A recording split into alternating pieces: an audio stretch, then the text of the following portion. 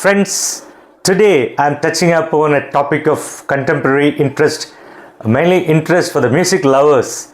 That's on the topic of who has the actual right for the film songs, whether it's the music director or the lyricist or the producer himself or the director of the film or the music recording company who actually owns the right for a film song. This became a hot topic recently when music maestro Ilaiyaraaja, who is a music composer and Rajya Sabha MP, sent a legal notice to the producer of the latest hit movie Manjumal Boys over copyright violation.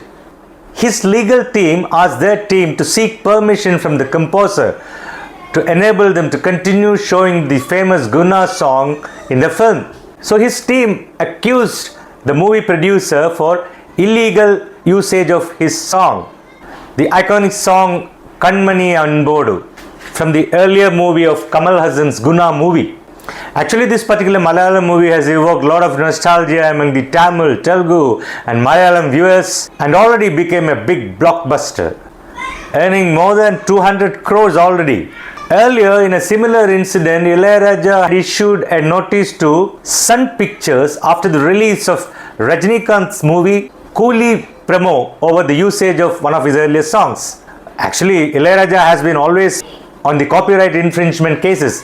Earlier, there was another very famous tussle with SP Balasubramaniam. When SP and Chitra, they had gone abroad for a program, Ilaiyaraaja filed a notice to him stopping him to sing his songs. Let us straight away come down to the actual point of contention here. As all of you know, the songs and the back music play a vital role in the success of any movie. To come to think of it, the writer, the musician and the singer, all of them should get equal importance. But in many cases, we find that the music director actually stands to get the first credit.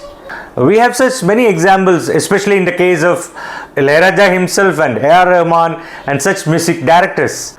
So the question arises, who should get the better credit, whether it is the singer or the music director or the lyricist or the director of the film or the producer of the film, who is really responsible for making it a big success and it's a great creation.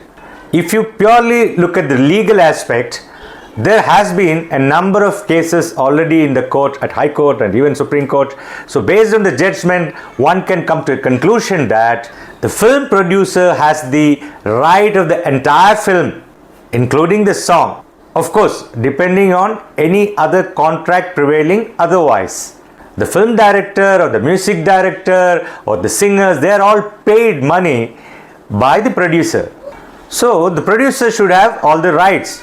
As in the case of any other asset, we say that we own an asset when we pay for it, and then there is a sale agreement. So other than the producers, all others are just, they're doing a job and they're getting paid for that.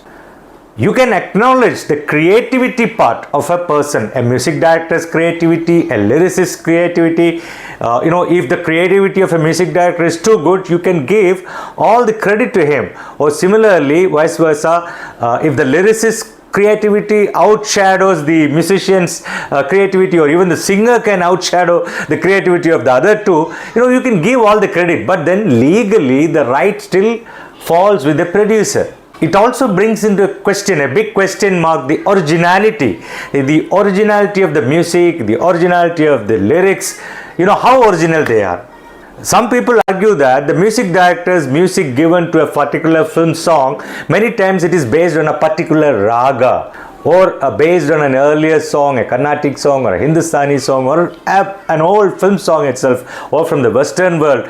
So the originality matters a lot. See, it is always possible that a music director can have a specific agreement with the producer, for using that song for maybe 3 years or 5 years in that film. In fact, Ilaiyaraaja's case, in one of the cases, he claims that. In which case, he may be right in seeking permission from the music composer for showing a song beyond a particular number of years, or even to do a stage show. You may require the permission from the composer if there is a specific agreement exists in that aspect. In one of the recent cases, both the High Court and the Supreme Court actually gave out a judgment saying that a third party playing a song, a film song or an album song is required to pay loyalty only to the music recording company or the music producer, and not to the lyricists or the music composers. Similarly, there was another case by IRM against Ilaiyaraaja, Indian Record Manufacturing Company. IRM is a company engaged in the production, distribution and sale of music albums. So this IRM acquired the legal rights from film producers with respect to about 30 numbers of feature films under a specific agreement. So there also Ilaiyaraaja claimed the copyright because he was the composer of the songs of these movies. So the final judgment came that the producer has the final right, the copyright for the songs of a film. The right of the publication and reproduction of the song lies entirely with the producer, because IRM in this case is the rightful assignee of the copyright as per the legal definition.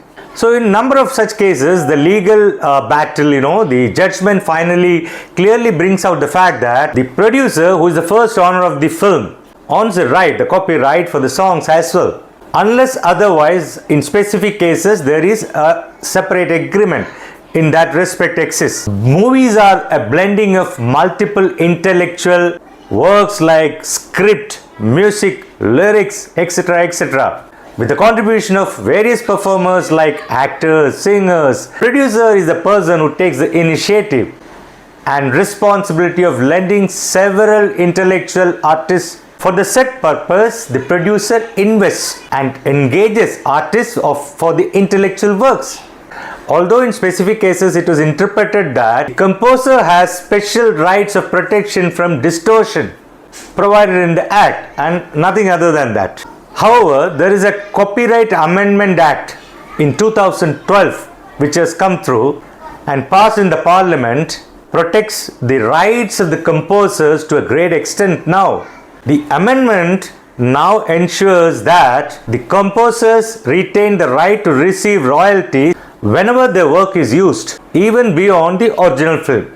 To a great extent, the new act supports them. Come to think of it, this is ensuring a fairer share for the composers and the lyricists and the producers. But as simple music lovers and viewers, from the point of view of a common man, if you look at it, the composers and the songwriters both are equally responsible for the creativity. They are the creative minds behind the success of a song. So let's now conclude this aspect, once again looking at the fact, who deserves the right, who deserves the credit for a song. As we can see, it's a creative collaboration of various talents. Definitely the songwriters and the music directors, they deserve the first right of creating the song.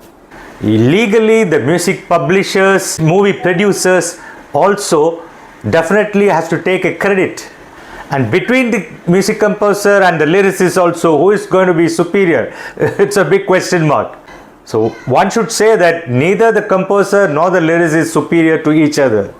Both of them play crucial roles in the success of a song. So their contributions should be equally valuable. A catchy melody can definitely catch attention of the public and the song can become very successful. The composer comes out with a melody which complements the lyrics and elevates the song to a different level. But the power of words cannot be undermined to bring out the emotions and the true sense from the story, what the story demands. A skilled lyricist can actually come out with good lyrics which can resonate well with a good melody and helps a music director to come out with a beautiful melody.